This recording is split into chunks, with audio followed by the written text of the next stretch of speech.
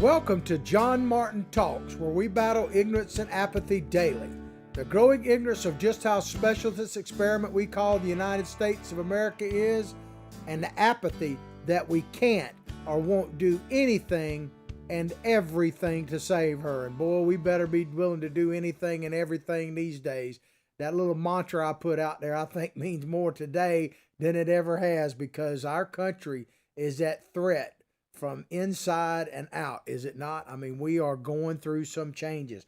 We're going to start today with a story about President Trump and this memo that is supposedly out there warning of the coronavirus in early January, or as it came to attention later in January. And basically, the president said he didn't see that memo, and what difference would it make anyway? So we're going to explore that.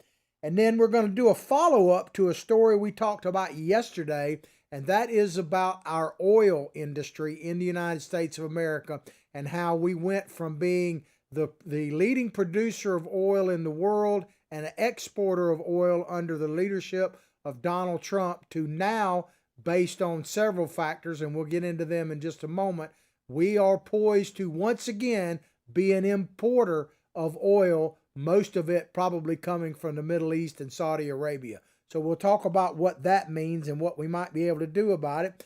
And finally, we're going to end up with some very good news, and it is about Senator Rand Paul. As you may recall, he was the first senator to test positive for COVID-19, and we're going to update you on what his condition is and what he is actually doing.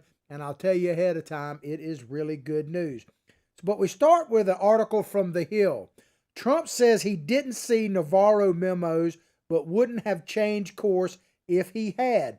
President Trump on Tuesday said he had not seen memos from one of his top trade advisors, basically he is the top trade advisor, warning in January of the consequences of a potential pandemic, but denied he would have acted differently if he had. Now, as we go forward with this story, what I want you to pay attention to is the subtle biasness in the way they write these stories, because it's implying right off the bat that President Trump, missed a golden opportunity to save us with a time factor in the coronavirus. It implies that there was if he'd only seen the memo, or if he did, which would be even worse, I suppose, impeach 45 if he saw the memo and didn't act upon it. But they're acting like that it would have been made radical difference, and that the time frame here is like, month difference in it. And we'll come to find out that not all is as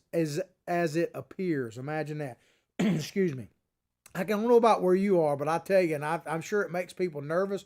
The pollen in our area is like, we just had a few rain showers, and it is doubled down. And I can tell you, I'm affected by it every year. So I have a little bit of cough and a little bit of sniffles every year this time when the pollen comes out. And most people don't pay any attention to it because everybody in Florida kind of suffers from it. But now, if you clear your throat, let alone if you actually were to sneeze, it's like you dropped the atomic bomb. It is unbelievable. But I am okay at the moment. The president was asked at his coronavirus press briefing about memos from Peter Navarro, in which the trade advisor outlined the economic and public health problems that could arise if the virus spread from mainland China. Well, the first thing that's interesting about this is Mr. Navarro himself. He is no darling of the media. The media, in fact, do not like Mr. Navarro, and I think you can make a strong case that of all the president's advisors, this is, besides maybe Jared Kushner, because they just don't like him because he's within the Trump family circle. But Mr. Navarro is not well liked. And the reason is because he's very loyal to the president. He's very pro-Trump. He's a lot like the president in that he just speaks flat out directly to the reporters and the cameras. He calls them on their BS, much like the president. And he doesn't fall into the many traps that they try to set for anybody who supports President Trump. And so they don't like him. But now all of a sudden, he's a hero. He's been like elevated because there might be a potential in this memo that has been leaked out that maybe Trump knew about this all along and earlier, and he didn't do anything about it. He ignored it. So we can impeach 45. Look for Mr. Navarro to be called up in some committee somewhere down the line. But now he's a hero, even though he hasn't changed. He hasn't like betrayed the president in any way, shape, or form. It's just that they think that anything they can do to undermine President Trump,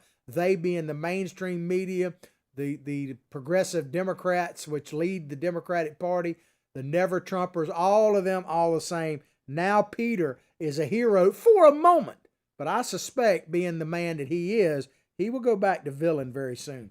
The memo was circulated in late January, the same time Trump was insisting the issue was under control. So they're implying that Mr. Navarro was warning insiders in the administration that this coronavirus that was really just starting to get known around the world, that was coming from China. Yes, it comes from China. And by the way, did you see the news that Wuhan has opened up for business basically? Today is officially the day when there's no more lockdown in Wuhan. First of all, I'm happy for the people of Wuhan if it's merited, but I don't trust the numbers coming out of there. But it does actually present potentially good news, because the first infections that we heard about in Wuhan were in December. So if you look at the curve and they open it back up, now we're never going to do exactly what China did, which literally locked people in their apartments to die. I don't think we're going to do that. Let's put it that way. But it does potentially, if true, like the Democrats say, if true, which you can answer anything after that, but if true that Wuhan is now back to normal, I suspect it's not quite, but it is getting back to normal, that potentially bodes well for what is happening in our country. And the numbers in general are turning a bit positive in our country as well. And we may expand upon that. But the memo, I'm going to read this part again. The memo was circulated in late January, the same time Trump was insisting the issue was under control. Now, I've heard this criticism of President Trump quite a bit, that he somehow implied from the very beginning that, the coronavirus is no big deal and that we've got this thing under control. There's nothing to worry about.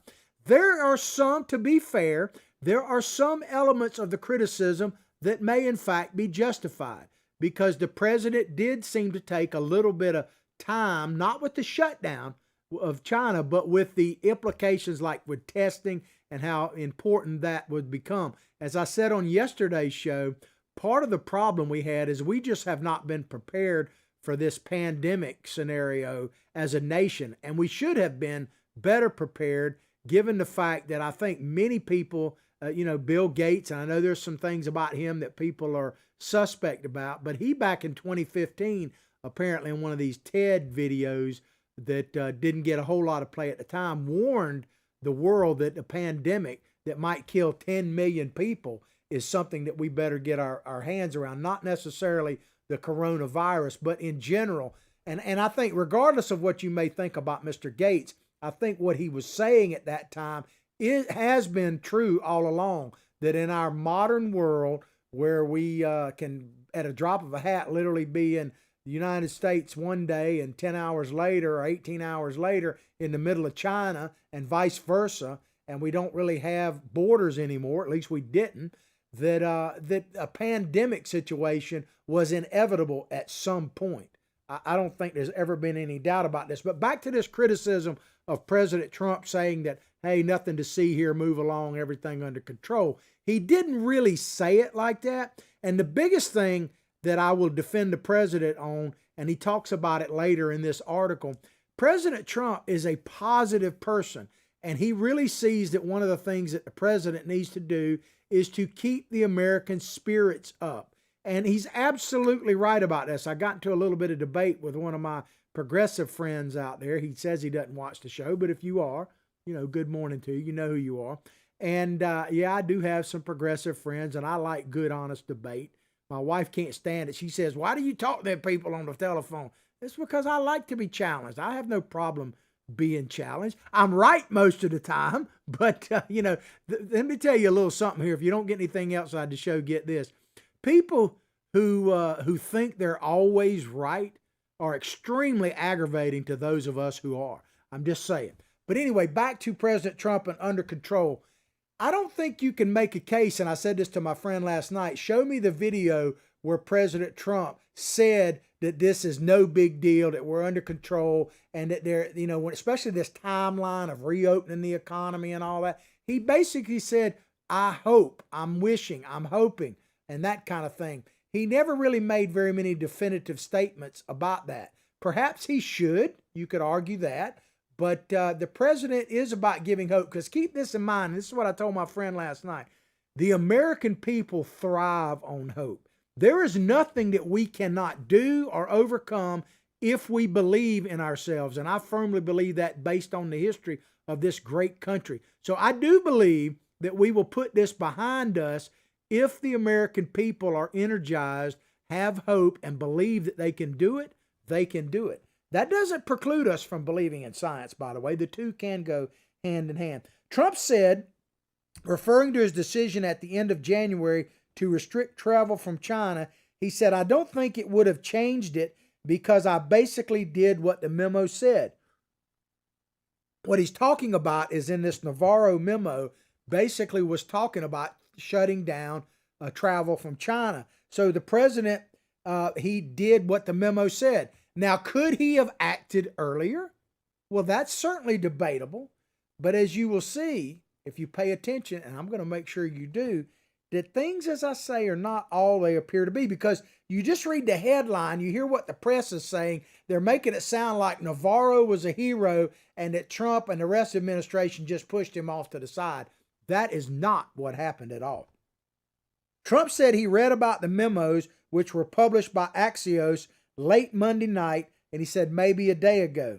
He praised Navarro and asserted the two had the same instincts on the issue. And I think that is largely true. That is one of the reasons why I said earlier, the media and the Democrats don't like Mr. Navarro because he is very Trumpian.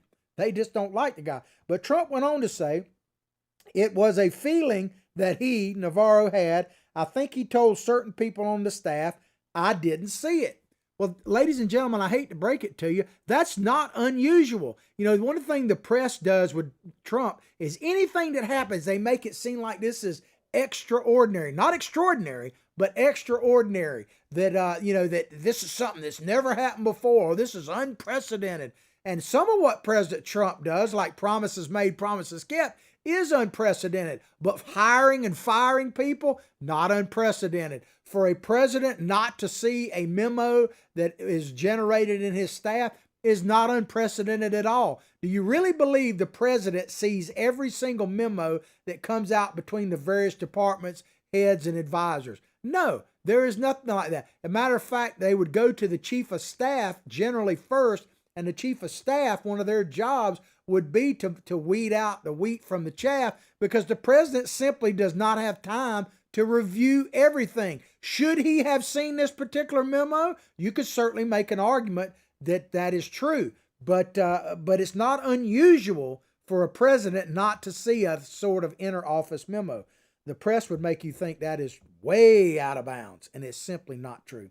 Navarro advocated in the memo to the National Security Council. I want you to listen to this closely. Let me back up. When did President Trump issue the travel ban from China? January 31st of 2020. January 31st of 2020. Remember that date as we read this paragraph. Navarro advocated in the memo to National Security Council dated January 29th for an immediate travel ban on China. The same day as the first memo was sent, Trump formed the White House Coronavirus Task Force. So President Trump formed the task force and on the same day that the memo was released, or was circulated, not released. And within 2 days, he instituted the travel ban on China. So even though he didn't see the memo, or if you want to assume that he's lying, and I don't believe he is, I don't see any reason why he would be, especially given the time gap there. It's only 2 days. So I don't see how you could possibly expect somebody to act immediately. They have to talk about it, think about it. But the president said in his earlier statement that he and Navarro have similar instincts. So it's not surprising that they would come to the same conclusion based on what was being told. If there is any culprit in all of this, it is China. China knew that the disease could be transferred from human to human as early as sometime in December. There's plenty of evidence of that. The World Health Organization simply parroted WHO, and you know who's been lying and in the pocket of China, kind of a knock-knock joke. WHO, that's who, the World Health Organization. They apparently are in the pocket, of China from the very beginning here and have been parroting whatever comes out of China's mouth. And so I think the president is right to consider defunding them because they're no friend to the United States and the Western world. But back to who's to blame for the late reaction, if there is such a thing. It is China not coming forth with the information, not only not coming forth, but putting out false information on that. And so it is right to consider them the culprit. Let me just say something very quickly, too, on this whole blame China deal, which I think is valid. But there's a lot of talk right now about potential financial reparations from China. And I do believe that that is a conversation that needs to be had. But I want to put two caveats on it. One, now is really not the time to worry about that. We need to be focused on whatever we need to do to keep the American people safe today and to get our country, when it's right, to open back up and get our economy going again for the health and security of this nation. That is our first and top and really only priority at this moment. Dealing with China and what they need to do can come after that because it doesn't change anything if China were to admit right now that they are culpable in all of this. Wouldn't change a thing. Also, when we do look at potentially punishing China, we need to keep in mind that it's not the Chinese. It's going to be difficult because it's not the Chinese people that we need to punish.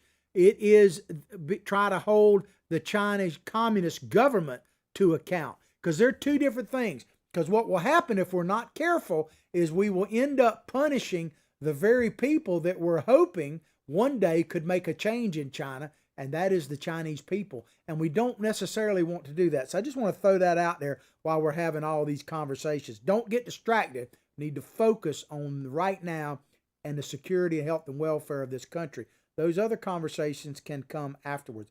In subsequent memo, a few days later, Navarro warned that a full-blown pandemic could kill up to 2 million Americans. He called for at least $3 billion to be appropriated to support efforts at prevention, treatment, inoculation, and diagnostics, Axios reported. So the man is on top of the thing. I think that's good. It shows that President Trump actually, contrary to what you hear in the media, appoints solid people around him. Should the president have acted earlier? And, he's, first of all, keep in mind, he's saying he didn't see this memo until just recently. Secondly, think about this, and this is where it's unfair, really, with the president. How could he have acted sooner? When he acted on January 31st about the travel ban to and from China, and check out this timeline. We got it posted at the top of our page this morning if you have trouble seeing it on this screen, that he was called everything but a child of God when he did that. He was racist, xenophobic, everything else. Look right there. Just a few days after the president did this travel ban, which they're implying that might have been late, Senator Schumer and the Democrats have a meltdown calling the travel ban as part of Trump's war against immigrants. And so far, this is something I want to point out to you. So far, Facebook hasn't taken this particular memo down. They have others. Let me just tell you what I'm dealing with here. Some of you may or may not be experiencing this. I posted a memo the other day that was a joke. It was clearly a joke. And it was basically saying one way to end the coronavirus debate, and it would be to say until it's over, President Trump is going to be president. In other words, we're not even going to have an election in November. He just keeps being president.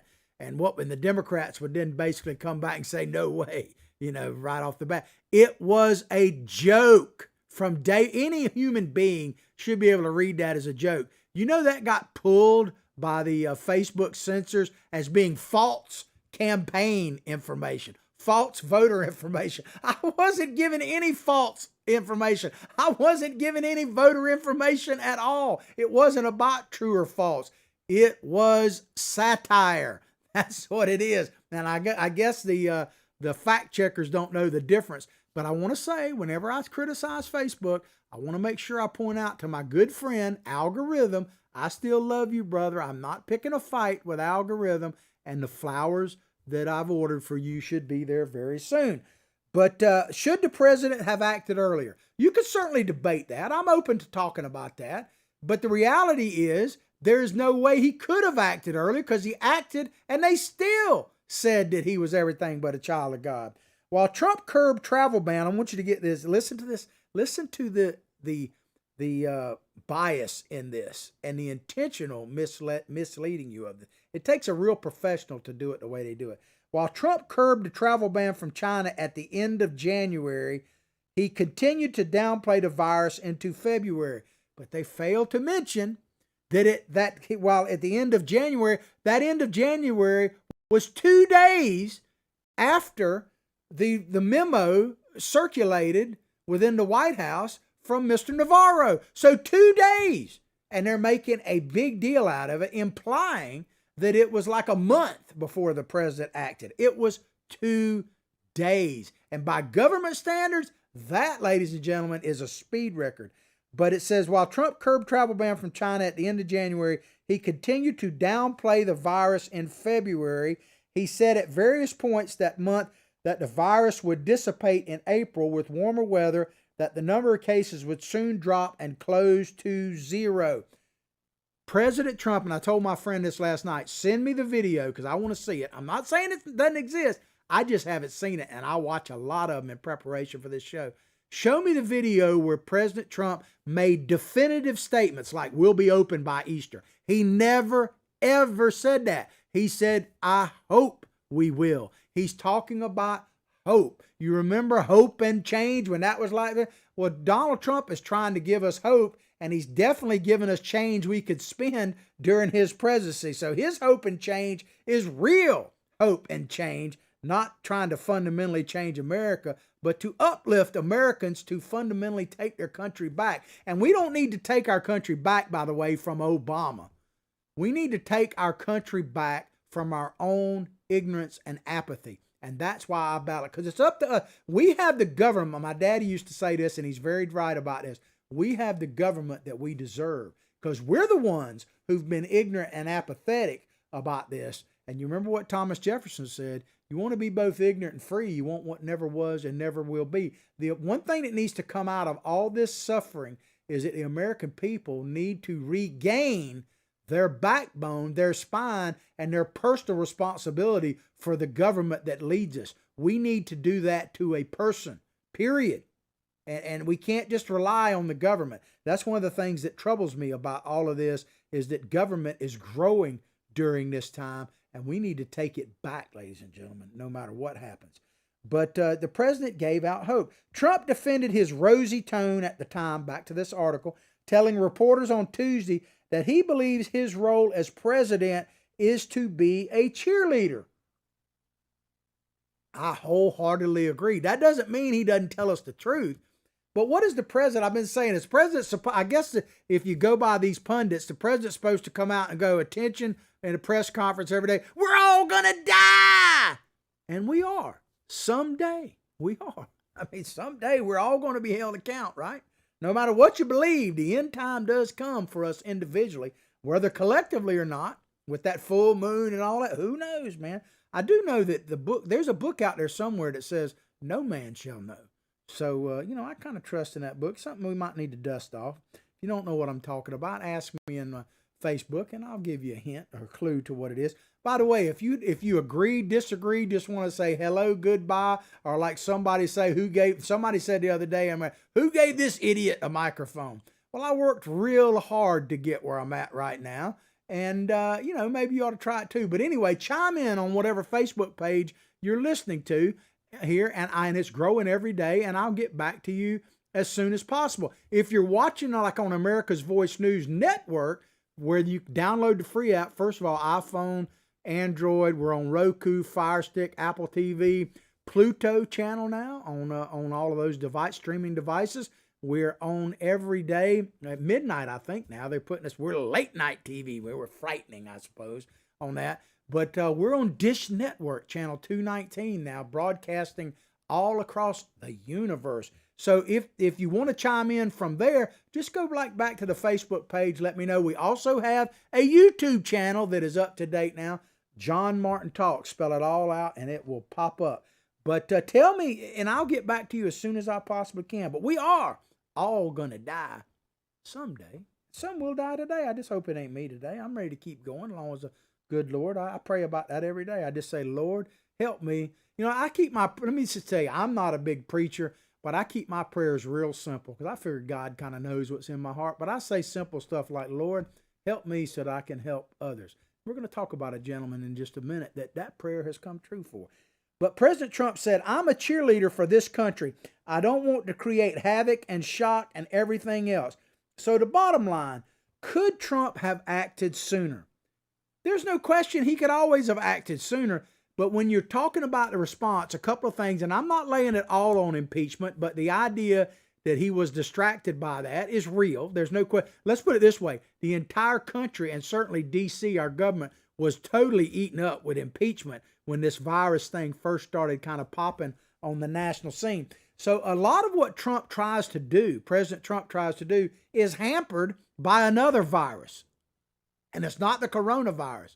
There is a virus that has swept through big parts of our nation. Certainly at the very top elite level, they are totally infected. And that is TDS, Trump Derangement Syndrome. Trust me on this. President Trump is hampered as much as he's doing.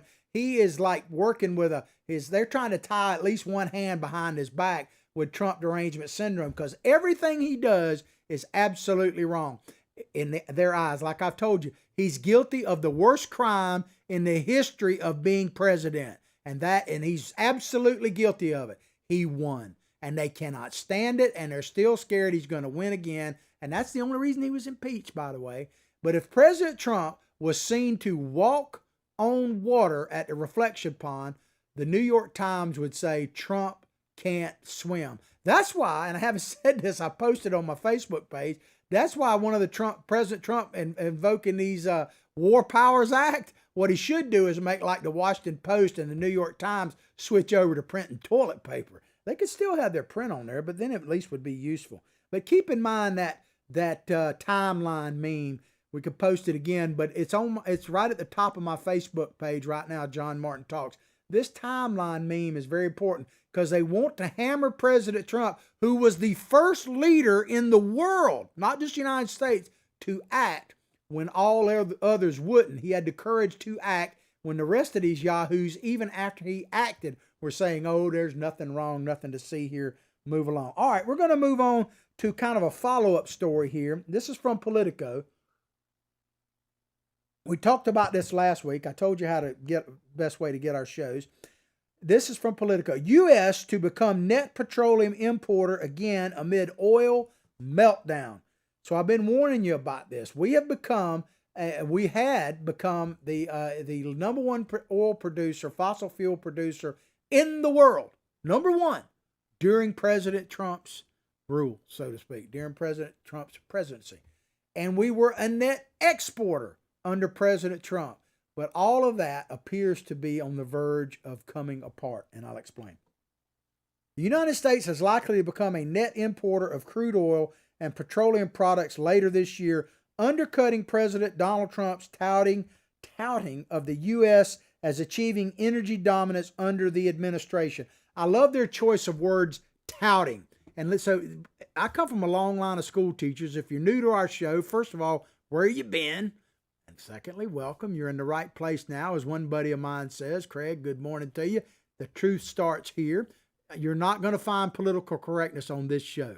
If you're looking for political correctness, you're in the wrong spot. You probably ought to change at least the show. Keep watching the channel. But hey, keep watching. You might actually get right. I don't know about correct, but right by the time this show is done. But I'll tell you that words absolutely matter. And touting, I looked up one of the definitions.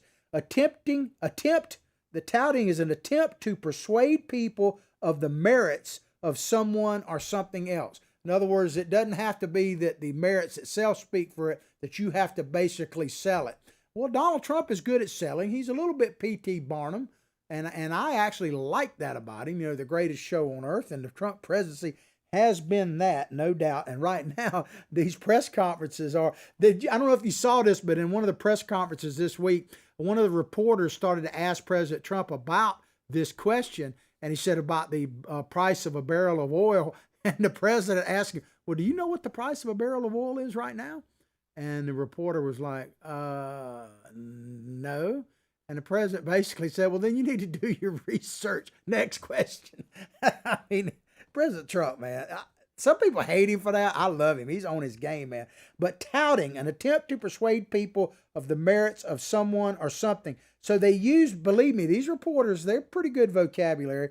They use that word that the president has been touting this. And why shouldn't he be touting the idea that we're number one in oil production and we're now a net exporter instead of importer of oil? That is perhaps one of the greatest achievements under the Trump administration, and it is on the verge of collapse, no doubt, not through the president's fault, but we'll get into that now. The new forecast from the Energy Department independent statistical arm comes as oil prices hover in the mid-20s. That's very key. It's gotten, I think it dipped below 20 for a while, but I didn't check it this morning, but it's been between 19 and about $25 a barrel. I'm not trying to say I know what it is at this moment, but it's been fluctuating, definitely trending down. But it says oil prices have hovered the mid-20s, about 1/3 the price at the beginning of the year. So think about that, man. It has dropped dramatically. Now, there's good news in that gasoline prices have been the lowest I've seen them in a long, long time. And really, if you'd have asked me, would we ever see oil at or gas prices at like $1.50 or lower per gallon? I'd have said probably not. Probably never going to happen again, unless for some reason we didn't need gasoline anymore, which could happen one day. But keep in mind that the good news is we got cheaper gas, cheaper fuel for the truckers, which is actually really good news. But we got the bad news. We got nowhere really to go, right? We can't really travel too much. So that's kind of irony right there. But the reason that this is a problem for our industry is because, quite frankly, and it's not due necessarily to labor, it's the way the oil is extracted. Our cost of production in the United States is much, much higher than the cost of production in Saudi Arabia. Yes, labor plays a little role in that, but mainly it's the type of oil and how it's in the geology of it, so to speak. Basically, and I'm simplifying this a little bit, basically Saudi Arabia is sitting on a lake of oil and they basically, just like you drill down and hit water and have a pump, they drill down, hit oil, and pump it out. In the United States, we have some of that, but a lot of what made us the energy independent is from things like fracking, and the oil sands that come out of Canada, and we have a little bit of that shale, all of that type of stuff, which is more costly to get to. Now, whether you love fracking, hate it, or indifferent, or somewhere in the middle, it has helped to make us put out less emissions because we're getting a lot more natural gas and all that. So we're actually living up to better than the Paris Accords for global warming under President Trump, largely due to fracking, but nobody seems to want to talk about that. But we basically need oil to be about $60 a barrel, something like that, to maintain enough profitability for our type of production to maintain and be profitable. Now, why is that important? It's very simple. You can't turn this stuff on and off like a light switch. If our oil production drops and people, ExxonMobil and companies like that aren't necessarily the leading producers in oil. Much of our oil, especially if you combine it, comes from smaller contractors in the United States, and they can't just turn on and off like a light switch. So what would happen is, let's assume that we get past this coronavirus and our economy begins to boom again. Well, who's going to be able to profit from that? It won't be the small wildcatters and that type of thing in the United States. It will be Saudi Arabia. And think about it. If Russia and Saudi Arabia are controlling the world's energy sources at the time that we need energy the most, do you really trust them to be our buddies? You talk about Russia having an impact on our nation, it would be them. The economic slump from the coronavirus pandemic that has choked off fuel demand and a flood of oil from Saudi Arabia and Russia have driven prices down, which Trump said last week has ravaged the U.S. energy sector. Like I say, what would happen if they control the market? U.S. oil production is expected to decline by 500,000 barrels per day this year from 2019 levels to 11.6 million per day. Department of Energy Information Administration said in its monthly update. That estimate is a reversal from its forecast of a month ago. That shows you how quickly things have changed. When it still expected production to reach 13 million barrels a day. So they were expecting our oil to go up. In other words, our production to go up, and we'd be making more money off of it. But things happen, unexpected, miscellaneous. My mother used to say all the time, when you're preparing your household budget, miscellaneous is what kills you. Because as soon as you think you got your act together, the washing machine goes down and you got to pay for it. Well, a country's the same way. As soon as we think we're on top, something we didn't expect, boom, out of left field, there it comes. And that's exactly what this coronavirus is. It says here, a new record level would have kept the U.S. as a leading global producer. And as I say, that is perhaps the greatest achievement that President Trump has done. The biggest achievement, let me just tell you right now, I'll tell you flat out what the biggest achievement that Donald Trump has had during his presidency. You want me to tell you what it is? Belief in ourselves again. Belief in ourselves as a nation. That is, think about it. Not since Ronald Reagan have we had that feeling. It's been a feeling of inevitable decline. In fact, Obama preached that, did he not? That our best days were basically behind us, and we were the presidency was no longer the leader of the free world, but a voice in a chorus. Literally said that we have to accept that we're going to lead from behind. I mean, that's a big difference between what Donald Trump has been preaching. I think Donald Trump's biggest single achievement, and there are tons of them, is that he has renewed the American spirit. Think where we would be right now feeling about what's happening in our country if we were coming from a feeling that we're declining already. It would be depression, big time, and might be depression economically. And we still might get there, but we got a better shot at overcoming this because of not only what Donald Trump helped us to achieve in the economy, but the belief in ourselves. And we cannot lose that. If we lose that, we're done. So we have to pick ourselves up by our bootstraps, Ocasio-Cortez. Yes, we do. And we have to be, like Patrick Henry said, and I've been talking about this, we have to say, give me liberty or give me death. That simply existing for an American is not enough. It never has been. It's not until recent history that simply living was enough. To be an American meant that you lived free. That, we're a nation of freedom loving and seeking people, and we're willing to pay the price for that freedom. And freedom, ladies and gentlemen, and you snowflakes out there listening, I hate to melt you with this, but if I say something that melts you, deserve to be melting, that has not changed. Freedom comes at a price. Sometimes the price is death. We have to pay that price, like Ronald Reagan said. Every generation has to pass that on and pay that price. It doesn't just come down in the bloodstream. And so that's what concerns me more than this virus. And I don't want anybody to get sick. I don't want anybody in my family. I don't want to get sick. I don't want anybody to get sick. That's why I say I pray for your family. You pray for mine. But I pray for this country that we don't lose that American can-do spirit. And I still believe that's one of President Trump's greatest achievements. And I don't say that lightly. But as I say, the oil can't come out on a light switch. Let me read this part, and then we'll probably move on to our last story.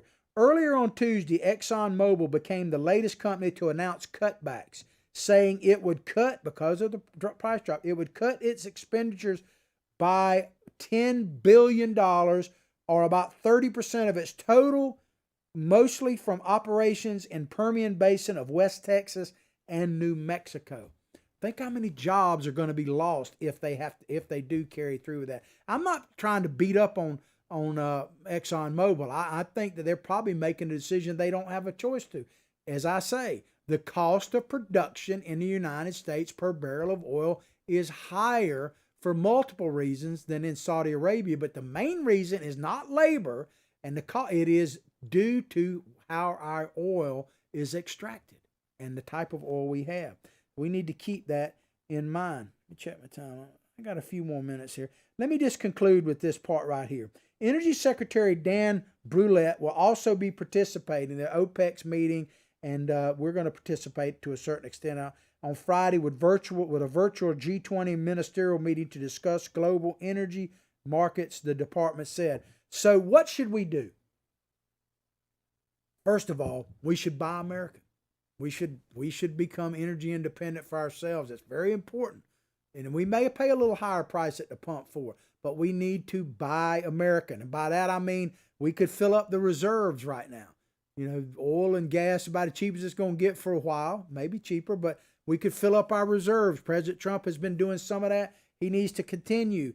We need to strive to be independent nation again. We need to put America first, which means being self-reliant. I'm not saying we shouldn't trade with other people, all that kind of stuff. We are in a world trade. We always have been, basically. It's just expanded to a certain extent. And one of the reasons why we're so prosperous is we've been the leader in all of that. But we need to be independent in America. We need to be able to provide everything we actually need for our country right here. That doesn't mean trade with others. But if we're not independent, we're seeing the price. And let me just make this statement. I am 100% for alternative energy because this keeps coming up, Green New Deal. I'm 100% in favor of it. What I'm opposed to is creating false markets for it. I'll give you an example. When under President Obama, they had like Solyndra. Remember that? We gave them hundreds of millions of dollars, and it produced basically nothing except campaign donations to Obama. You don't have to take my word for it. You could, but go check it out. But so that's false economy.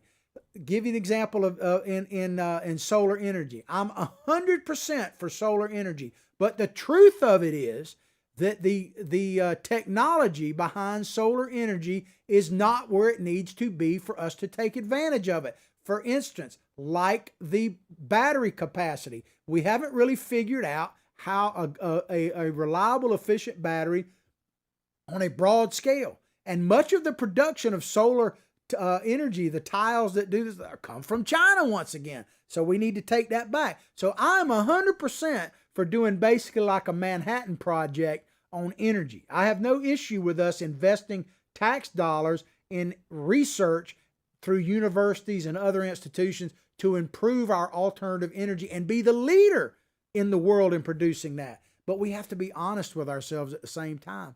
We're never going to get there with this idea that, within 10 years or 20 years, we eliminate fossil fuel. That's unrealistic. So we need alternative energy, but it needs to be done in a way that is realistic. All right, we're going to conclude the show today with some really good news, and it's about Rand Paul. And this comes from a Kentucky paper, Lexington Herald Leader. Rand Paul says he has recovered from COVID-19, corona, and is volunteering at a hospital. Wearing a smile and a beard and a doctor's smock, Kentucky U.S. Senator Rand Paul posted on his Twitter page Tuesday, that's a great picture of him right there, that he no longer has the coronavirus and is volunteering at a Bowling Green hospital. Bowling Green is in Kentucky, by the way. This is just great news. It's fantastic news not only for him personally and his family, but look what he is doing. Rand Paul is showing the true American spirit. He was down, he took care of it, he picked himself up, maybe with the help of others, and now he's trying to give back to his community. Wow. This is what he said, Mr. Paul. He said, I appreciate all the best wishes I have received. I've been arrested and I am negative. Talking about not his attitude, he's negative for corona. I have started volunteering at a local hospital to assist those in my community who are in need of medical help, including coronavirus patients. Together we will overcome this. It's like I say, and I started this little prayer that I said earlier. I'll say it again. When I was trying to overcome my own demons of the worst virus I ever had, which was alcohol and drugs, and I said to myself, Lord, I made a little deal with the Lord. I said, help me so that I can help others. I mean, that's a pretty strong prayer. It's a bargain, trust me. But it's come true apparently for Rand Paul. It's definitely come true for me, and I am living in God's grace, which is, by the way, a whole lot better than fairness. A lot of people say, oh, I just want to be treated fair. Don't put me in that category, because fairness implies you get exactly what you deserve. And man, oh man, if there's one person on earth that don't want to get everything he deserved, it's me. And so I live under God's grace, and it's a pretty good deal. But he said, together we will overcome this. Now, this should be a lead story. It's in the Lexington Herald, which I'm not criticizing them, but this should be like headlines of the New York Times, really, shouldn't it be? We don't ever hear about people recovering hardly at all. If anything, it's like page 3 in the back or something. Here you have a U.S. senator who is not only recovered, but is voluntarily going back to doctoring his first calling and helping his local people. And if you don't hear it here on JMT, you might not hear it at all. It's just crazy, man. But if it don't bleed, so it don't lead. Anyway, I hope you've enjoyed the show as much as I've enjoyed doing it for you. First of all, let me end by saying, great job, Rand Paul. Very little news about people recovered. And what if the greatest fear that the Democrats have, the progressives, the never-Trumpers, is that we might have more good news down the line. Yeah, I'm giving you hope. It ain't false hope. It's just hope that what if this thing turns around in the next couple of months and we go skyrocketing back to the top? Donald Trump will get reelected in a landslide, and God almighty, according to the snowflakes out there and the never-Trumpers, that is something we cannot tolerate, although I'm ready to celebrate. Anyway, thanks for tuning into the show. As I say, I'll pray for your family, you pray for mine, but above all else, like I say each and every day, from my heart, from my family to yours, have a blessed day.